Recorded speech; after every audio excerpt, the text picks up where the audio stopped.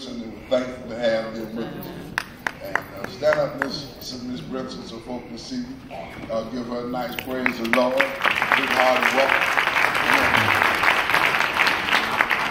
All right, Larry. Now let me say this to everybody. Larry is a member of Macedonia Baptist Church. That matters to us and our fellowship and our relationship. Now tell the people your name and what you got on your heart. Well, again, my name is Larry Brinson. I am running for Commissioner in District 1 for the City of Ocoee. Commissioner Oliver just mentioned some of the things that was happening in Ocoee over the past few years. But just to put it in perspective, in 1920, the massacre happened. But in 1982, the first black person moved back to Ocoee. So we're talking 62 years, not way back when, but just yesterday almost. In 1982, the first black person moved to Ocoee. But my issue with Ocoee is not with Ocoee, just Ocoee. My issue is I'm running for commissioner for my district. Ocoee is a very progressive city. It is grown and it is moved past a lot of the things that's in the past. However, where I live, in the district that we live in, our issues are not being addressed by our current commissioner. That commissioner is who I'm running against. I'm not running against the individual, I'm running against the commissioner. And what I want to make sure is that the people who are representing the people who live in my district are well represented. And right now that is not happening. And so I sit on that Human Relations and Diversity Board that got that proclamation signed. They didn't want to sign it. They wanted to say we're going to keep the past in the past. Unfortunately, the past that as we know it is not in our history books.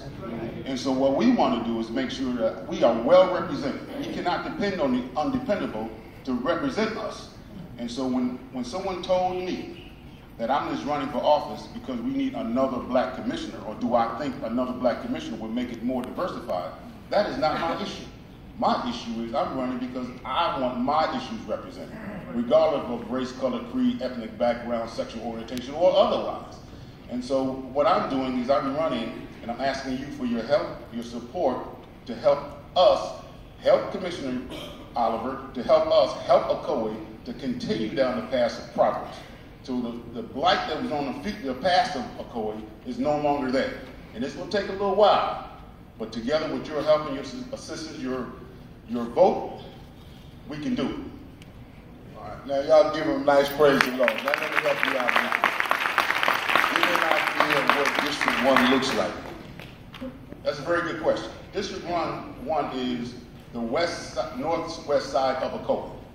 That means if you're familiar with Ocoee, McCormick Woods subdivision, all the way down to Ocoee-Poplar, which includes Forest Brook, which includes Western Bay, which includes all the way over to the new community that's just west of the golf course, which is Forest Lake. All the way down to the new warehouses that's all the way down to 429, you see city furniture.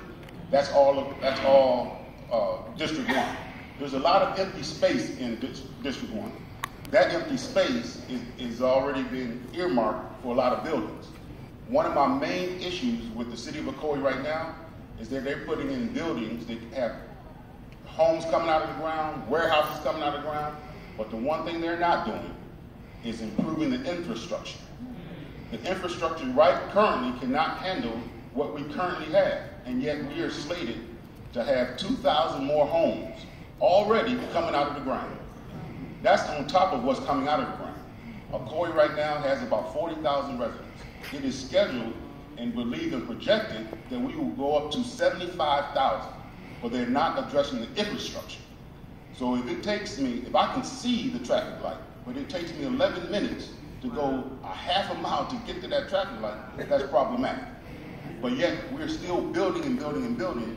And I'm not talking about, when I say improve the roads, to repave the roads. I need that road widened. I need turning lanes put in that road. When West Oaks Mall was developed, the developers of West Oaks Mall had to put turning lanes in all the way down to Hiawassee to accommodate the additional traffic.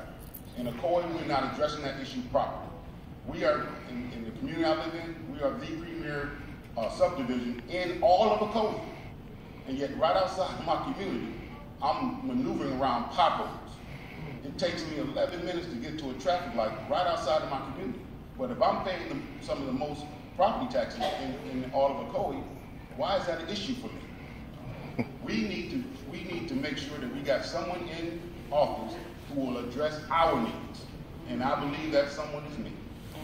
If I got you, y'all got down pat when you say that's over where you live. Isn't that right, Carolyn and Jimmy? That's over where y'all stay. And you're coming back towards Forest Lake. And you're doing all the way straight down. If I do a straight line, it would be a straight line, it's a crooked line, all the way down 429, and I stop off at Highway 50, where they're doing all the new stuff, new all stuff. That's where you get. That's your area. Yes, sir, it is. Okay. Yes, sir, it is. Okay, good. All right. Now, what do you need for St. Mark to do to help you? Well, several things. One, of course, we always use walkers, because we're knocking on doors. We making sure that people know there's an election on March 12th. Not March 12th of next year, but next month. And that's March 12th. That's right around the corner. That's less than 30 days. Man. Whoa, man. We're talking a couple of days. All right. So you need help like right away. You know how long you been running this campaign? That's funny you should ask. we cannot run for office until January 25th, which was the day you could qualify for election. So the election cycle is only 50 days. Wow. So from January 25th to March 12th, which is election day, that's how much time they give you to launch a campaign and be effective and efficient in getting people out to vote. So I think they do that for a reason. But I just think they do that for a reason. I don't know if that's what they do, but I just think they do that for a reason. But in full disclosure, Ocoee is not the only small municipality that does that. But I think when you have incumbents in office, and then there's an election, and you only give them 50 days to run for office, name recognition oftentimes is the order of the day for many voters. We need to get out there. That's why I've campaigned door to door myself. My team, we get out there and we knock on doors so we can make sure that we look them in the face when we ask for their vote. Okay, we got door knockers, and what else you need? We need donations. Need donations. VoteForLarryBrinson.com is really simple. That's our website. VoteForLarryBrinson.com. You can go on there, and it's really ground roots. If you give $5, if you give more than that, that's fine. But what we need is your prayers. We need people to canvass the area with us. We need your donations. And the other thing that we need you to do, whether you live in District 1 in Ocoee or not, tell everybody you know that this election is going on. Because the word will get back to District 1 Ocoee residents. My subdivision, where I live in a community called Western Bay, has endorsed me. The last Carolyn, you endorsed his man? Did you? Jimmy, you endorsed his man, UNCC? His sister works with me and she told me about it. Okay, so that we straight. Carolyn was out of town for a funeral. She didn't show up for the meeting. Okay, all right. So, our homeowners association, just so you know, helped to elect almost single-handedly the incumbent. He won by 300 votes. How many votes did they win last election? Then we threw what you got, and then we're going to have to let church go on. Amen. We can talk about this for the next 20, 30 minutes, but we can't do it. Now tell me this, how many people voted in the last election for the person, or total number of people voted in the last election for District 1? Well, the last election, no one voted for him because he ran unopposed, which again is problematic. The election before that, I believe, total voters, I believe, was 2,200. However, he won his election by 300 votes. They're not turning the lights off on you. This will happen. The lady decided she needed her legs to rest. She hit the back of that thing back there that controls the lights. We gonna leave the light on for you. It ain't gonna tell see. But what I will say is he won his last election by 300 votes. 450 of those votes came from my community alone, from my subdivision. But once he got elected, he ignored all our issues. That's why I'm running. We have a road, it's the Sequoia Poplar that runs alongside our road, runs north and west. During the hours of darkness, that road is completely dark because there's absolutely no street lights on this road. That's a problem. They put the 429 and the 414 and the 451 interchange just north of Coley. And yet they did not widen the roads to accommodate it. So there's a lot of things that I can talk about, but that's it. We gotta go on. Yeah, we gotta go on. Y'all give him a nice praise the Lord. And I talked to them in the back and had them to understand that we at St. Mark only support people who have no problems with the elected officials in St. Mark. I don't bite my tongue on that privately, no problem. And he said he has no problem. And the people to whom I have talked to, his pastor, is Willie C. Barnes. That matters. Amen. And since his pastor is Willie C. Barnes, just like Oliver was presented to me by the Braces, that's how Oliver got here. Y'all better hear the black church. Yep. That's how Oliver got here. Come on. Was because of Braces. And the reason I gave this man extra time, because y'all know I don't do this, he supposed to be cut off in 2-3 minutes. But I gave him extra time because his pastor is Willie C. Barnes. And that matters.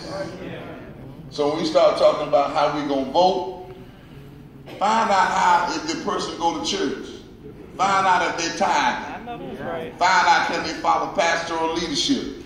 Because if you can't follow no pastor now, you sure ain't going to listen to us when we tell you what you need to do later. Amen. The reality is we appreciate them and we're going to help them. So I need y'all to know I'm going to make sure I find some money. You know, I've got to get you some money. And I want everybody else to try to help them as much as can. And after church, they're going to have persons here and there prepared to pass out information, prepare from there concerning this man. What's his name? Larry. Y'all mouths over there didn't move. I saw them looking dead at y'all.